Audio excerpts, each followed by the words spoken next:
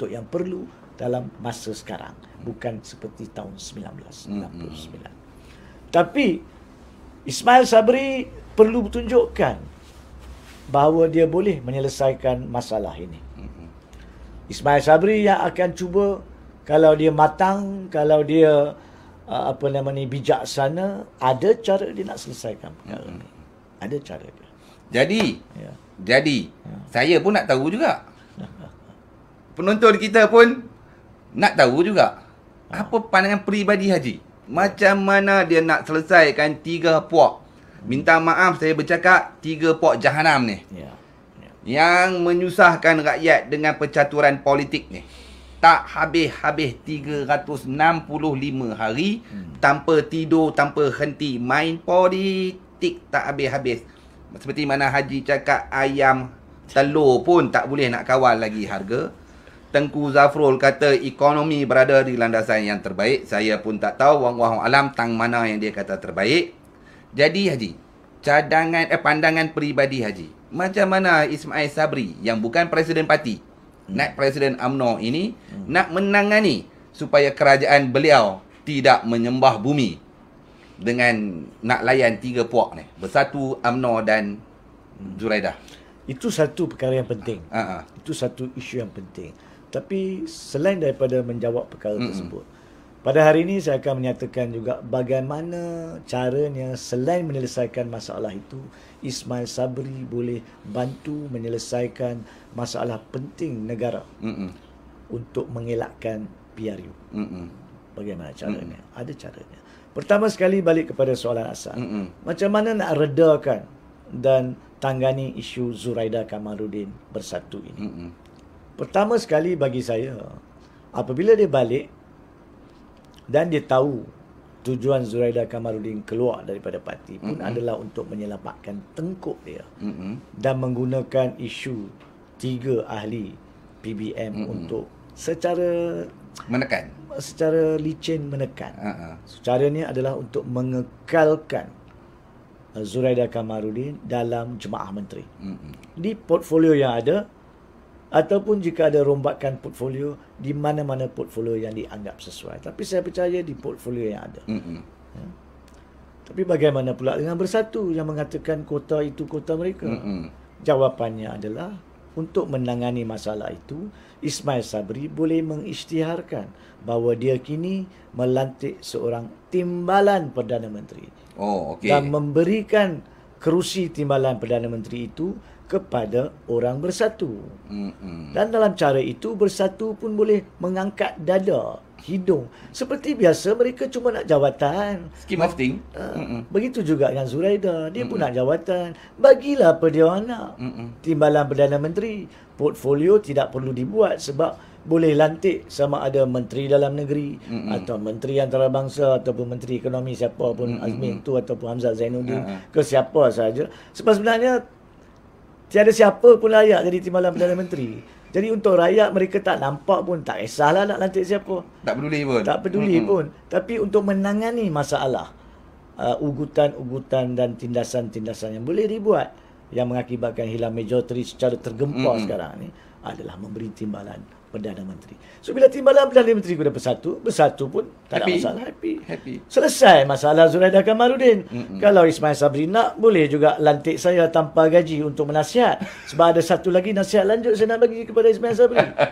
Bagaimana pula nak elakkan tekanan yang berterusan daripada UMNO pula untuk adakan PRU. Sebab kalaupun dia boleh elakkan PRU sekarang dengan selesaikan Zuraidah dan Bersatu, dari segi konsep yang ada sekarang, pihak pembangkang cuma akan menunggu sampai 31 Julai setelah tamatnya memorandum persefahaman. Dan kemudian dia perlu adakan PRU atau perlu bubarkan parlimen. Seperti mana yang UMNO juga tekan. So macam mana nak elakkan pembubaran parlimen? Ada juga cara dia. Kalau dia ada kematangan dan kebijaksanaan. Kalau tak ada, bolehlah lantik orang yang boleh memberi kematangan dan kebijaksanaan. Tapi tak payah bayar gaji. Sebab kita tak nak duit haram untuk rakyat. Caranya cukup senang. Dia boleh pergi menghadap ke bawah duli Yang di-Pertuan Agong. Mengatakan, saya datang menghadap, kononnya mereka ingat nak bubarkan parlimen. Sebab kalau saya tak datang menghadap, atas alasan bubarkan parlimen, mereka akan tarik balik undi, tarik balik sokongan majoriti. Saya akan jatuh. Dan kemudian saya tak boleh menghadap ke bawah Duli Yang di-Pertuan Agong. Kalau saya menghadap pun pada masa itu, saya kena menyatakan saya sudah hilang majoriti. Saya tak boleh buat apa. Jadi sekarang saya datang sebelum saya hilang majoriti. Saya kononnya minta ke bawah Duli Yang di-Pertuan Agong, tuanku, untuk bubarkan parlimen. Sebenarnya saya tak minta pun. Saya buat-buat, saya minta. Dan saya nasihatkan kepada Agong, bila saya minta tu, Agong tolak. Agong tolak. Sebab bila Agong tolak permintaan bubarkan parlimen, tidak bermakna saya hilang kerusi Perdana Menteri. Saya masih Perdana Menteri. Selagi mereka di luar belum tahu bahawa permintaan saya ditolak dan mereka tarik balik sokongan kepada saya. So apabila ditolak, manangkan saya masih Perdana Menteri, saya buat permohonan kedua untuk darurat politik. Sebab apa? Kalau saya balik berhenti di situ, tak bubar parlimen, saya balik, saya tahu akan hilangnya seorang lagi Perdana Menteri. Dan akan ada masalah di bahu tuanku untuk menentukan apa nak buat. Dah lah tak nak PRU15. Sekarang nak kena lantik lagi seorang Perdana Menteri. Kalau saya yang tak layak pun menjadi Perdana Menteri, bayangkan tuanku nak lantik siapa lagi. Minta istihad darurat politik sebab Perdana Menteri boleh beri nasihat.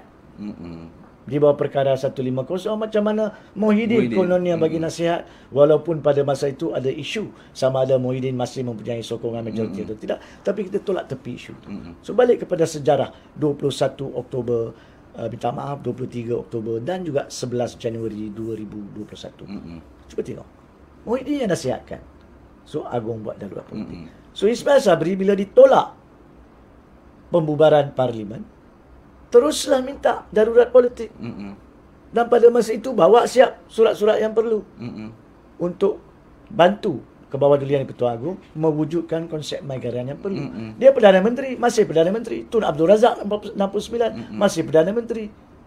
Tunku Abdul Rahman masih Perdana Menteri. Walaupun yang menjalankan Maigaran Tun Abdul Razak. Jadi Ismail Sabri masih Perdana Menteri. Tak payah dijalankan Maigaran. Pilihlah orang yang sesuai, yang boleh diterima oleh rakyat. Betul. Dan buatlah anggota-anggota yang perlu. Ini caranya Ismail Sabri. Kalau awak sayang rakyat, awak cintakan negara, ini caranya awak nak kenakan balik orang-orang yang tekan awak dalam UMNO. Kenakan balik mereka yang berkawan semata-mata untuk kepentingan mereka bersatu. Kenakan mereka yang balik yang dalam keadaan yang sama seperti PBM dan Zuraida Kamaluddin. Sebab awak patut tahu, tidak ada kestabilan politik dengan diadakan PRU sekarang. Awak sendiri pun tak tahu sama ada siapakah parti gabungan dengan UMNO yang akan bertanding di bawah Barisan Nasional. Awak tak tahu pun sama ada awak akan dijadikan calon sekalipun, apatah lagi sebagai calon Perdana Menteri jika UMNO menang. Awak tak tahu pun sama ada mereka akan memainkan awak atau tidak. Dan ini bukan untuk kepentingan awak. Sebab kita tahu, rakyat di Malaysia tahu bahawa daripada ramai-ramai ahli politik dalam UMNO, ada segelintir kecil sekarang ni yang masih berjiwa rakyat seperti Ismail Sabri. Jadi beliau boleh melakukan perkara yang baik, tapi bukan untuk kepentingan parti, bukan untuk kepentingan komponen bersatu ataupun yang lain, semata-mata untuk rakyat. Selagi tidak ada darurat politik, selagi itu undang-undang yang perlu tidak boleh digubal supaya orang-orang yang jahat, yang tiada integriti, yang tidak berkepentingan peribadi tak masuk dan melaksanakan kerja-kerja jahat mereka apabila menjadi kerajaan. Itu caranya. Cukup senang kalau sincere. Kalau betul. Ikhlas, segalanya senang. Tak ikhlas, jadi susah. Apapun, semua itu berbalik kepada jiwa pemimpin yang berjiwa besar. Kalau sayang negara, sayang rakyat, tak nak kucar kacir oleh kerana 220 orang ahli parlimen percaturan mereka yang menjadi mangsa 32.7 juta rakyat Malaysia yang makin hari makin dihimpit, ditekan dengan pelbagai isu ekonomi. Jadi pada Datuk Seri Ismail Sabri itu one way out ya. The only way out. The only way out. Demi rakyat lah, demi negara. Ya.